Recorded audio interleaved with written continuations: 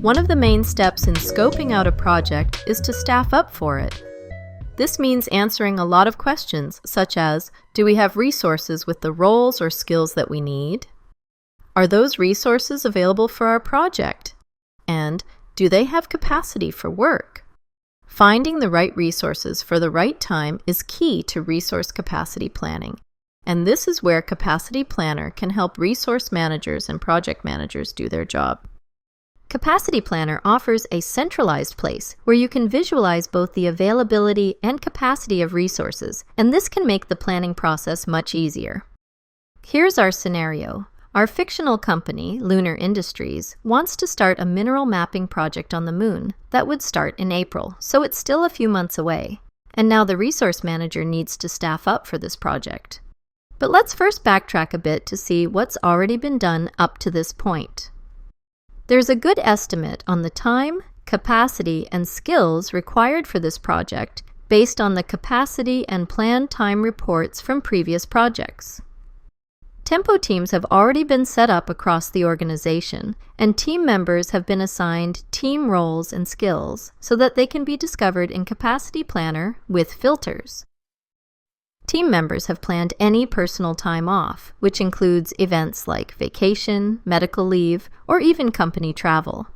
This helps to let managers know their availability for project work. So now let's start by finding the resources with the roles or skills that we need. To open the planning view, click the planning icon here on the sidebar, and this is the resource planning view. If you're in the team planning view, just click resource in the top right to switch to this view. And here I can see all the resources at Lunar Industries that I have permission to see. In the filter field, we can select roles or skills to find resources across Lunar Industries with the specific job roles or skills that we need for this project. I'll select roles and then select geologist and open the list again and add mining engineer and also sustainable mining expert. And you see that this narrowed down the number of users quite a bit. It's really handy to be able to quickly find these roles again, so I'll save this filter over here and call it mining roles. To get that filter again, just open the list and select it under Saved Filters. And I'll just clear the filter field. So roles are useful, but sometimes there are specific skills that you need which can cut across team roles. I can filter for skills here and select the ones I need from the list, as I did with roles. But I have a filter already saved called Mineral Mapping Skills, so I'll select that. You can add or remove skills from the filter to find who you need. In this case, I'll add Lunar Geology to the filter, and you see that another resource shows up. And I'll just save these changes to the filter for future use. So that narrows down the resources to exactly who we need, including this generic resource. But what skills are assigned to each resource? To see the skills, I'll go to the settings at the top right here and turn on Show Skills. And I can see everyone's skill set at a glance, which is really useful. Now I need to find out which of these resources are available for work during the project timeline. Availability is the extent to which a resource is accessible and can be used to work at the time of a project. For example, if a resource is on vacation or fully booked on another priority project at the time you need them, they have no availability. So first, I'll go up here on the left and set the planning period to show when the project will be, which is the next quarter. I can easily set that by clicking Next and then Quarter. Or I could also enter specific dates in the From and To fields here. Because the resources have been asked to plan out their time off, it's clear when they're available and when they're not. And you can see that there's some company travel for Catherine. Eric's on vacation here, and Lars has a planned medical leave. I can also see that some of the resources are finishing up on the aluminum mining app project, so they won't be available for the early stages of this project. But if I quickly scroll ahead, it looks like everyone is pretty much clear for May and June, which is great. Once we know who's available, we can see what their capacity is for work.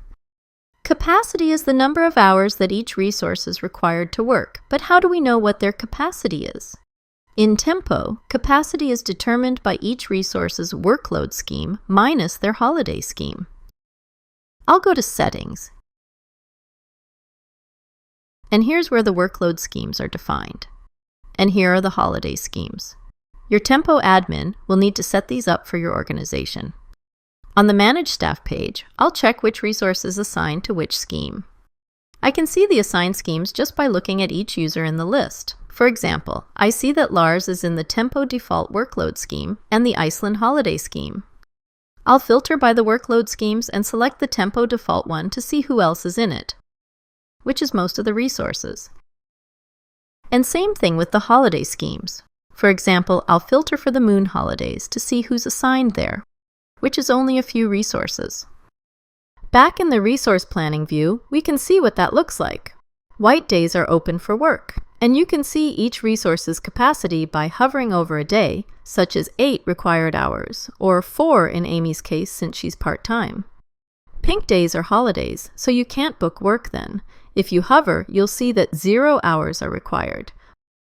By clicking the letter A here, I can sort by who has the most available hours, which is a quick way to visually assess capacity for work in this time frame, from the most available hours to the fewest. I'll click again to reverse the order, from fewest available hours to the most. And I'll just sort by the username again. The colored bars are capacity indicators that give you immediate visual feedback. Green bars mean that a resource is booked just right, such as 4 out of 4 hours for Amy, who is part-time. Yellow bars mean that a resource has room for more work. Hover over each day to see how many hours are booked out of how many that are required for work, such as 6 out of 8 hours for Erica. And red bars mean that a resource is overbooked, which sends a warning signal. Here you can see that Vivian is booked for 9 out of her 8 hours. You can also go to the settings up here and switch to hours instead of cards. And at a glance, you can clearly see the hours that each resource is booked, with a green check mark meaning fully booked. So I've got a good idea on who we need for the project and what their general availability and capacity is. Now I can get more accurate numbers by exporting a capacity report from the top right here. I'll enter the start date and end date for my project. And notice that calendar events are not included in the capacity calculations if they're 90 days in the future. I'll keep the breakdown as a summary. If I had work already planned for any generic resources, that would be included in this report if I selected this option, but the capacity of generic resources is not calculated. I'll click Export, and this creates a spreadsheet file, which I'll open up here, and just stretch it a bit to see everything. It shows each resource and their type, their team, their role and skills, and their capacity, any calendar events, their planned time, and their available time, all in hours and FTE. Some of these resources already have some of their time planned, so that could be an issue, but it looks like they have quite a bit of available time, so that's great. I can now share this file with managers so they can also see what the capacity and availability for work is on this project. So we're off to a good start with staffing up for this project, and now the next step is to solve any staffing gaps that we may have.